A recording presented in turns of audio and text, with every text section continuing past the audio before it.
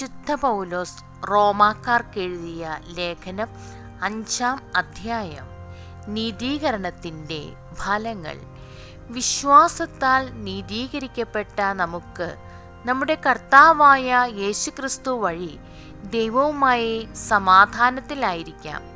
നമുക്ക് കൈവന്നിരിക്കുന്ന ഈ കൃപയിലേക്ക് അവൻ മൂലം വിശ്വാസത്താൽ നമുക്ക് പ്രവേശനം ലഭിച്ചിരിക്കുന്നു. ദൈവമഹത്വത്തിൽ പങ്കുചേരാമെന്ന പ്രത്യാശയിൽ നമുക്ക് അഭിമാനിക്കാം.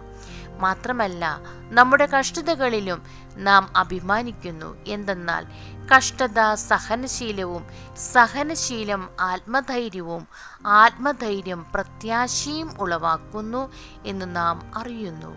പ്രത്യാശ നമ്മെ നിരാശരാക്കുന്നില്ല.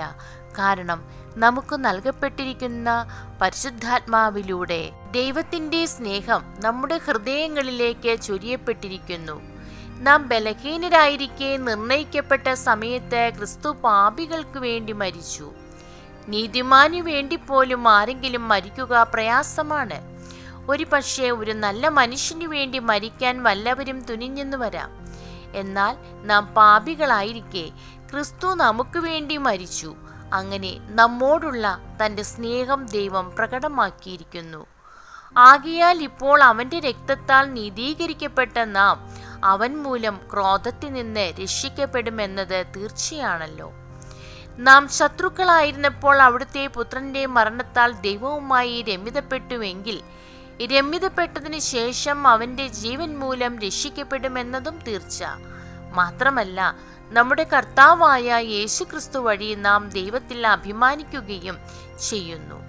അവൻ വഴിയാണല്ലോ നാം ഇപ്പോൾ അനുരഞ്ജനം സാധിച്ചിരിക്കുന്നത്. ആദവും ക്രിസ്തുവും. ഒരു മനുഷ്യൻ മൂലം പാപവും, പാപം മൂലം മരണവും ലോകത്തിൽ പ്രവേശിച്ചു.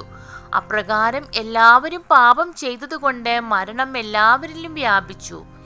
നിയമം നൽകപ്പെടുന്നതിന് മുമ്പ് തന്നെ പാപം ലോകത്തിൽ ഉണ്ടായിരുന്നു. എന്നാൽ നിയമമില്ലാത്തപ്പോൾ പാപം കണക്കിലെടുക്കപ്പെടുന്നില്ല.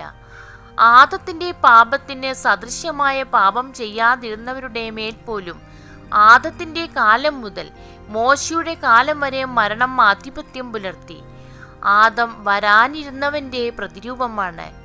എന്നാൽ പാപം പോലെയല്ല കൃപാദാനം. ഒരു മനുഷ്യന്റെ പാപം മൂലം വളരെ പേർ മരിച്ചുവെങ്കിൽ ദൈവകൃപയും യേശുക്രിസ്തു എന്ന ഒരു മനുഷ്യന്റെ കൃപാദാനവും അനേകർക്ക് എത്രയധികം സമൃദ്ധമായി ലഭിച്ചിരിക്കുന്നു. ഒരുവന്റെ പാപത്തിൽ നിന്നുളവായ ഫലം പോലെയല്ല ഈ ദാനം. ഒരു പാപത്തിന്റെ ഫലമായുണ്ടായ വിധി ശിക്ഷയ്ക്ക് കാരണമായി. അനേകം പാപങ്ങൾക്ക് ശേഷം ആഗതമായ കൃപാദാനമാകട്ടെ നീതീകരണത്തിന് കാരണമായി. ഒരു മനുഷ്യന്റെ പാപത്താൽ ആ മനുഷ്യൻ മൂലം മരണം ആധിപത്യം നടത്തിയെങ്കിൽ കൃപയുടെയും നീതിയുടെയും ദാനത്തിൻ്റെയും സമൃദ്ധി സ്വീകരിക്കുന്നവർ യേശുക്രിസ്തു എന്ന ഒരു മനുഷ്യൻ മൂലം എത്രയോ അധികമായി ജീവനിൽ വാഴും.